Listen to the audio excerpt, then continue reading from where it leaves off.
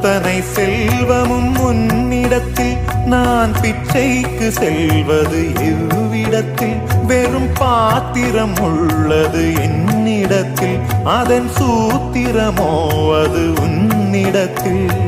ஒரு முறையா இருமுறையா பல முறை பல பிறப்பெடுக்க வைத்தாய் புதுவினையா பழவினையா கணம் கணம் தினம் என்னை துடிக்க வைத்தாய் பொருளுக்கு அலைந்திடும் பொருளற்ற வாழ்க்கையும் துரத்துதே உன் அருள் அருள் அருள் என்று அலைகின்ற மனம் இன்று பிதற்றுதே அருள் விழியால் நோக்குவாய்